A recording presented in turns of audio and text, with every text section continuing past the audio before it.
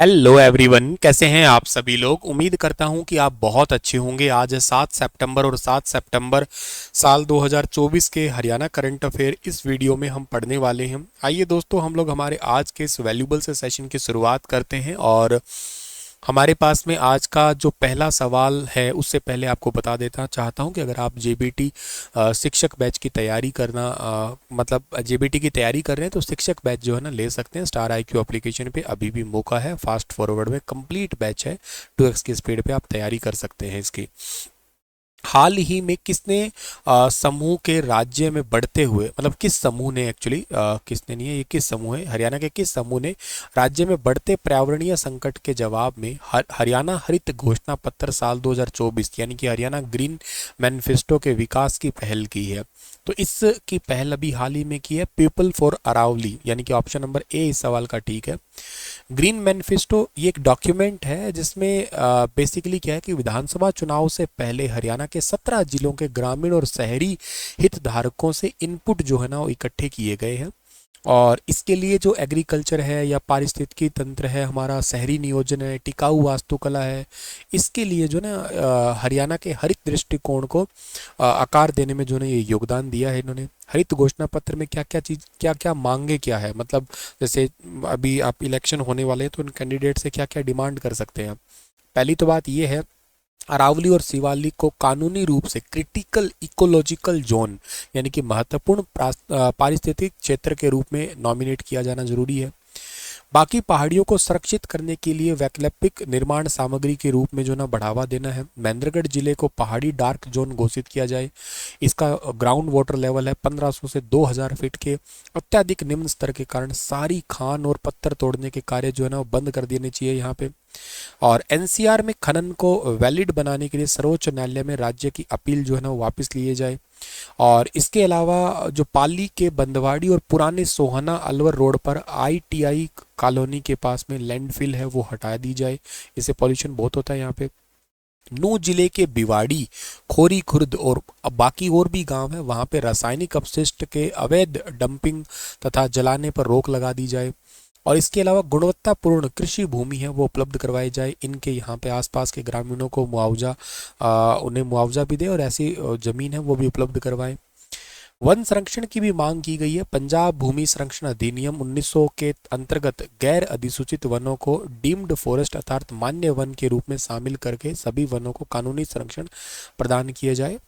Delhi one वृक्ष संरक्षण अधिनियम 1994 के सम्मान हरियाणा के लिए भी वृक्ष अधिनियम है वो भी स्पेशल बना जाए, क्योंकि हरियाणा में सब, पूरे हरियाणा में 4.1 करोड़ पेड़ है। सबसे कम पेड़ हरियाणा में करनाल में है, ठीक है ना, करनाल में है। सबसे ज़्यादा यमुनानगर में है वैसे, ठीक है। पंचकुला यमुना परसेंटेज वाइज पंचकुला में ज़्यादा है वैसे। अच्छा, इसके अलावा भी कुछ और भी डिमांड की गई है यहाँ पे। हाँ, और डिमांड ये है कि हरियाणा के अंदर ओपन नेचुरल इकोसिस्टम को फतेहाबाद जिले में काले हिरण के प्राकृतिक आवास को संरक्षण व सामुदायिक रिजर्व घोषित किया जाए। हरियाणा के वन को भारत के बंजर भूमि एटलस से हटाया जाए।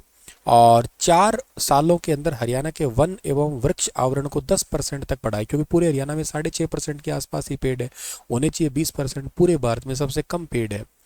लेसोडा, खेजड़ी, इंद्रोक, जाल जैसे हरियाणा की प्राकृतिक वृक्ष प्रजाति है, इनको पुनः लागू करना और जैव विविधता से भरपूर स्थानों के निर्माण के लिए जो है ना वृक्षारोपण, ऊंचे वृक्ष, भूमिगत वृक्ष, झाड़ियां वगैरह, इनको बढ़ावा देने के लिए कोशिश की जाए। ये मैनिफेस्टो हरियाणा में पहली बार लागू हुआ है पेड़ों से रिलेटेड। इसमें हालांकि खाद्य सुरक्षा की भी मांग की गई है। फसल विविधीकरण पे ध्यान दिया जाना चाहिए, नेचुरल फार्मिंग पे ध्यान देना चाहिए। इसके अलावा जो है एमएसपी है उसके ऊपर भी जो है ना वो फोकस किया जाना चाहिए। कीटनाशकों के छिड़काव कम से कम हो, उसके लिए भी कीट विद्यालय को, सभी विद्यालयों में वो बेसिकली शाकाहारी मांसाहारी कीटों के बीच में कैसे संतुलन हो सकता है, किस तरीके के कीट होते हैं, उनकी सब जानकारी जरूरी है। क्योंकि किसानों को कई बार पता नहीं होता कौन हमारा मित्र कीट है और कौन हमारा दुश्मन कीट है, तो बस वो स्प्रे कर देते हैं, उससे उसी से फसल खराब हो जाती है। अरावली पर्वत की अगर बात की जाए तो अरावली पृथ्वी पर सबसे पुराना मोड़दार पर्वत है। ये गुजरात से दिल्ली तक, राजस्थान हरियाणा से होकर 800 किलोमीटर तक फैला हुआ है ये। अरावली पर्वतमाला की सबसे ऊंची चोटी माउंट आबू में गुरु शिखर है और अरावली पर्वत उत्तर पश्चिम भारत और उससे आगे की जलवायु पर भी प्रभाव डालता है। राजस्थान में तभी तो लौटता हुआ मानसून बारिश करवाता है, क्योंकि अरावली के कारण इसके पैरेलल होकर सारा मानसून निकल जाता है। सर्दियों के महीने में जो उपजाऊ जलोढ़ मिट्टी है, जैसे कि पैरा, सिंधु और गंगा है, और मध्य एशिया में आने वाली ठंडी पश्चिमी पवनों के आक्रमण से भी ये बचाता है ये। तो जलवायु पे काफ़ी इफेक्ट डालता है ये वाला, मानसूनी जलवायु पे भी बहुत इफेक्ट डालता है ये पर्वत। अगला सवाल है कि डिजिटल एग्रीकल्चर मिशन के तहत हरियाणा के किस जिले में किसान पहचान सेंटर बनाया जाएगा? ये यमुनानगर के अंदर किसान पहचान सेंटर है, हरियाणा में बनाया जाएगा। डिजिटल एग्रीकल्चर मिशन प्रस्तावित है मिशन।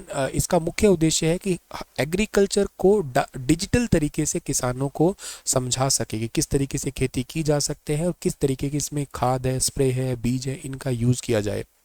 इसके लिए 2817 करोड़ रुपए का बजट है। इसके आवंटन की मंजूरी दी गई है भारत सरकार के द्वारा। इसमें मेन 3 घटक है, एग्री स्टैक है, कृषि डेटा है और व्यापक डिजिटल भंडार है इसके लिए।